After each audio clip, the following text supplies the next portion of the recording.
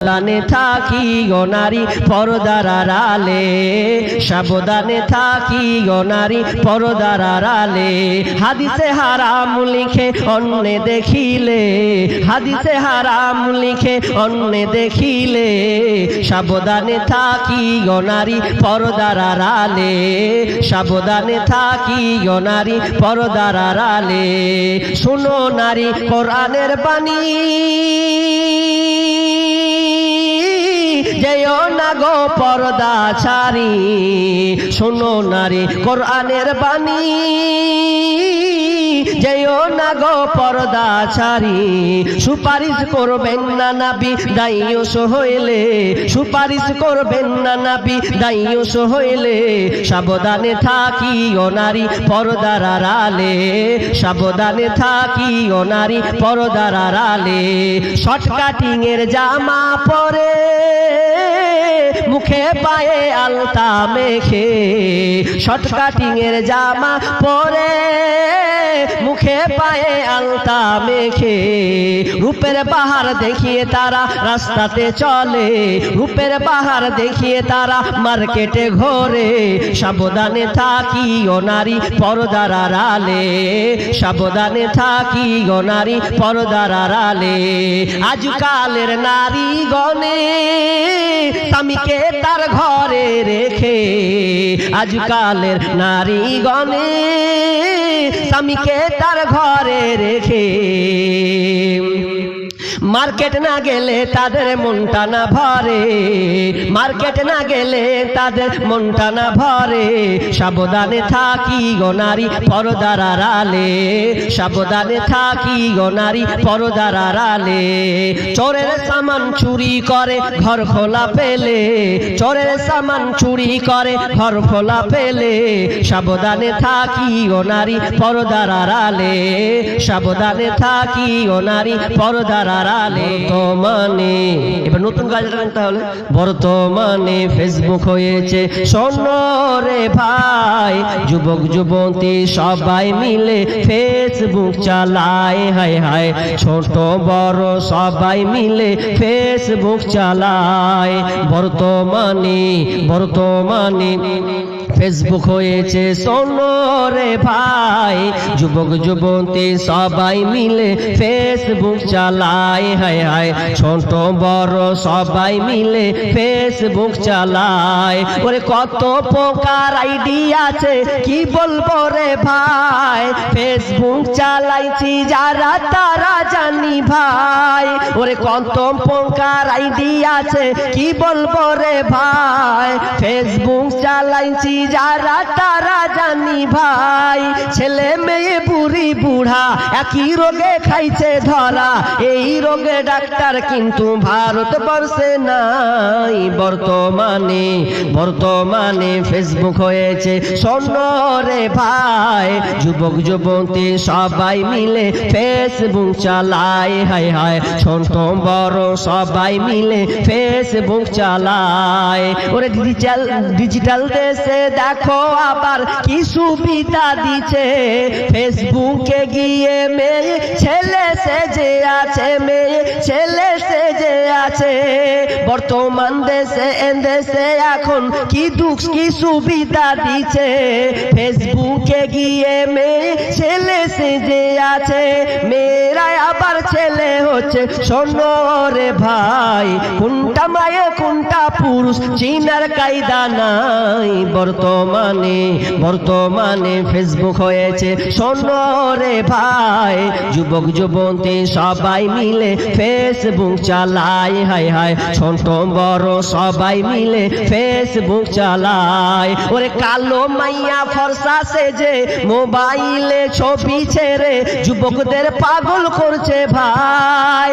ওরে কালো মাইয়া ফর্সা সেজে ফেসবুকেতে ছবি ছেড়ে যুবকদের পাগল করছে ভাই। সরাসরি দেখলে পরে আসল নকল ধরা পড়ে, সরাসরি দেখলে পরে আসল নকল ধরা পড়ে। কোনটাই আসল কোন কোনটা নকল ধরা পড়ে যায়।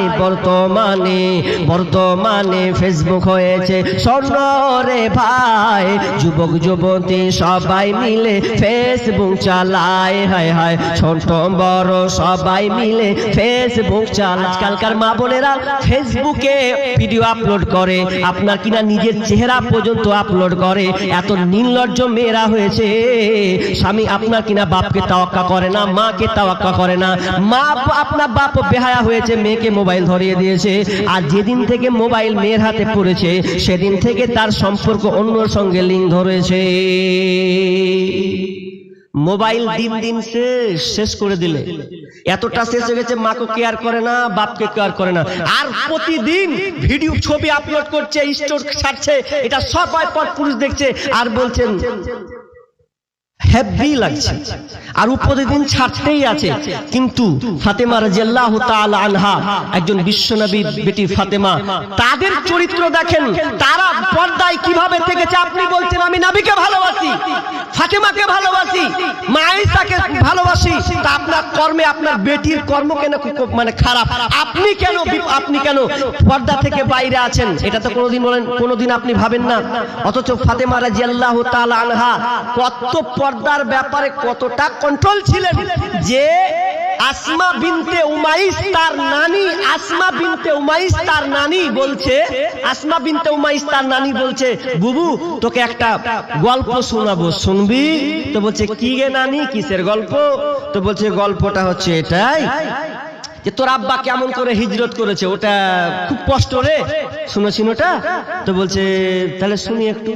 যেমনি বলছে বেটি, বলছে বুবু রে, তোর আব্বা মক্কা থেকে মদিনা হিজরত করেছে, লোক কত মেরেছে, কত কষ্টের সঙ্গে মক্কা থেকে মদিনা হিজরত করতে হয়েছে। এই আপনার আলোচনা করতে আছে, আপনার কিনা মারধর হয়েছে, আর আপনার কিনা ভুটের উড়ি চাপানো হয়েছে, মা গামছা দিয়ে আছড়ানো হয়েছে, কত কথা বর্ণনা করতে করতে এক পর্যায়ে ফাতেমার মুখখানটা একটু এরকম হয়ে গেছে, মনটা খুব খারাপ, একটু টেনশন হয়ে গেছে। এবার আসমা বলছে নানি কি ব্যাপার, আমি শোনাচ্ছি হিজরতের কথা, তুই আবার মুখখানটা ফিরিয়ে নিলি, তোর মনটা কেন খারাপ হয়ে গেল? এবার ফাতেমা রাদিয়াল্লাহু তাআলা আনহা বলছেন ও নানি, আর আমাকে ভাল লাগে না, আমার আব্বার কথা মনে পড়ে গেছে। কি কথা? আমার আব্বা যেদিন মারা যায় সেদিনকে আমি কান্না করছিলাম, আমার কানে কানে অনেক কথা বলেছিল রে। তো তার মধ্যে একটা কথা বলেছিল, মা ফাতেমা, ওরে আমার কলিজার টুকরা কন্যা, খবরদার কানিস না, তুই যেন আমি বললাম আমার 6 মাস পরে তুই মারা যাবি, আমার 6 মাস পরে তোর মরণ হবে। এবার আমার আব্বার কথা মনে পড়ে গেছে, আব্বার কথা মনে পড়ে গেছে, আব্বার অনেক মাস হয়ে গেল, আর কয়টা দিন বাকি আছে, আমিও মারা যাব। ফাতেমা রাদিয়াল্লাহু তাআলা আনহা, তিনি কা আপনার মন খারাপ হয়ে গেছে কেন? মনটা কেন খারাপ? বলছে নানি রে, আমিও কিছুদিন পর মরে যাব, কিন্তু আমার একটা আফসোস থেকে যাচ্ছে। আফসোসটা শুনেন মা বোন ভালো করে, ফাতেমার কিসের আফসোস, কি তার অভাব, কি কেন সে আফসোস করছে? ফাতেমা বলছে বাবা, আমি যে মারা যাব তো আমার লাশটা কেমন থাকবে, আমার দেহটা কেমন থাকবে? যতদিন আমি বেঁচে ছিলাম ততদিন আমি আমার মুখখানকে কোনো পর পুরুষকে দেখাইনি, যতদিন আমি বেঁচে ছিলাম কাউকে আমি দেখাইনি, একমাত্র আমার স্বামী ছাড়া বেগানা কোনো নর নারীকে আমি দেখাই নাই। আমি যেদিন মারা যাব সেদিন তো আমি লাশ হয়ে যাব।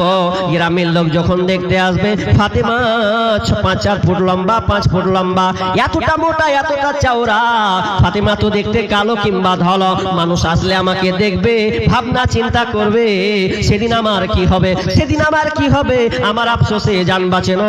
আমি তো নিজেকে কন্ট্রোল করতে পারবো না, কারণ মানুষ যখন লাশ হয়ে যায় তখন সে কিছুই করতে পারে না।